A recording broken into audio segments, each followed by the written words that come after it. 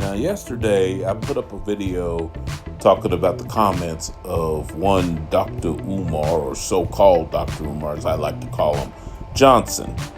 Now, you might see this picture with this woman next to Dr. Umar that I have been framed. This is Marianne Laurent. She is the woman that wanted to do a movie about Dr. Umar's life called Awaken, which is actually on YouTube.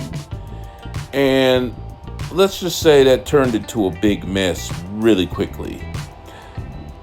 And in mid-sentence, I went off into another rant, and I do apologize for that.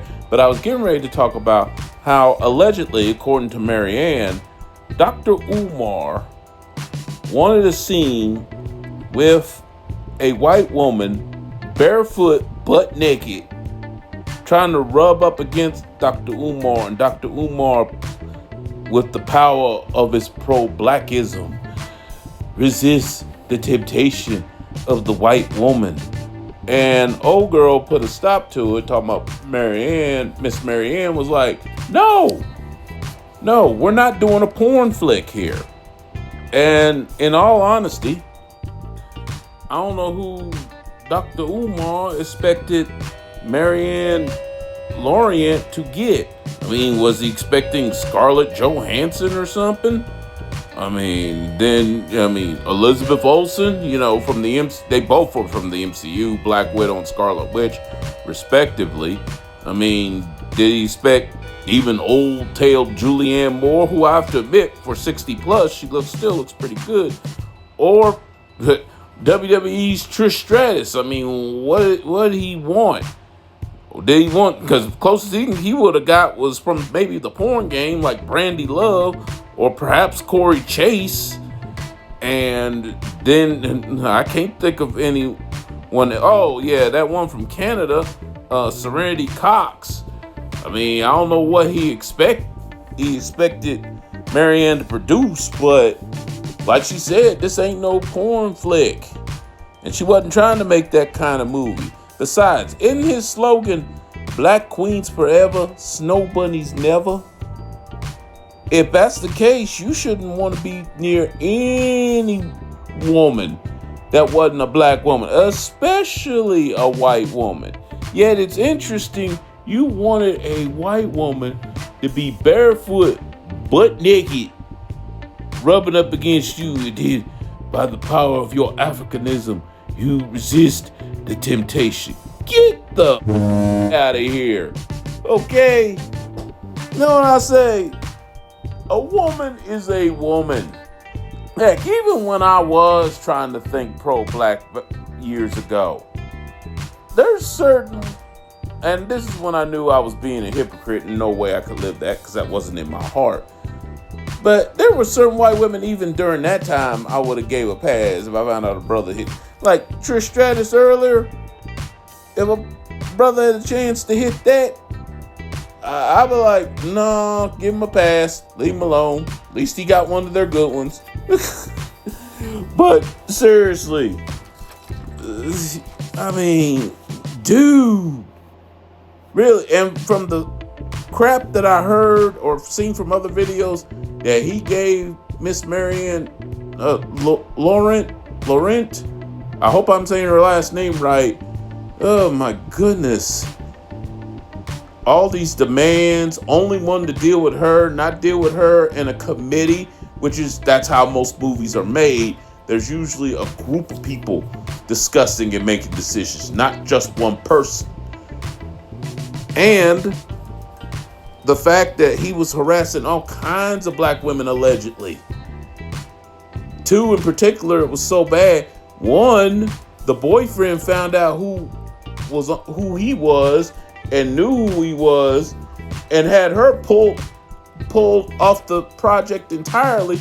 The other one stayed with the project, but after getting harassed by Dr. Umar, she called her uncle to chaperone her while she was on set, just to keep Umar away from her. So I guess all that smooth 6'3" and chocolate, I guess that wasn't too appealing, was it? Just saying. Oh, No, if you got it like that, you know what? One woman don't want to take your bait, get another one. I never understood dudes that just harass when the woman clearly has told you no. Move on, and trust me, I've tried that hard-headed approach. I know firsthand in my younger years. I know firsthand it don't work, folks. And guys, especially you young guys, don't listen to these older guys trying to push you that way. Oh, once we locked in, then there ain't nothing you can do. Okay, that's just creepy when you think about it. But getting back to so-called Dr. Umar, my dude, you supposed to be a doctor. You supposed to be somebody of high approach, but you act like a thirsty ass pookie. A thirsty ass pookie. I mean, my goodness. And see, I ain't gonna say I ain't never had no lust in my heart or nothing, but I know when to shut it off. And as I got older, it just became creepier. And it's real creepy to see an elder like 50 plus, well, really 40 plus, but especially 50 and up, acting like that, or of any race, really. But especially my own brothers just acting a fool. And some of them are even married, full blown. I don't act like that, and all I got is a girlfriend. So when it comes to that, I mean, just one more reason I find this guy disgusting, and why anyone gives him the time of day to say, well, he still speaks the truth. Yeah, but I'm going to use an example that Preach from Adam and Preach used. That's like getting a perfectly done turkey breast, but there's dookie on it. Yeah, there's some good stuff in there. But it's still covered. And you can tell me about, oh, he speaks the truth. He's telling the truth on some things. Doesn't matter that he's telling the truth on some things. I still would never go anywhere where he's speaking to listen to him, because he basically, if I can steal a line from Charlemagne the God, he basically talks smart enough to sound intelligent to dumb people.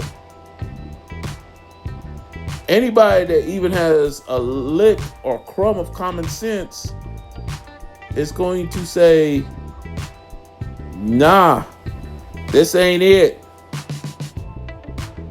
Anyway, I flubbed that point during my video yesterday, so I decided to come back and expand on that. And I apologize for that. But anyway, y'all have a nice day, folks. Oh, and one other thing before I get off of here, I may do a third video on this. And if I do, I may have a certain significant other of mine on here, because I played a tape of this dude's comments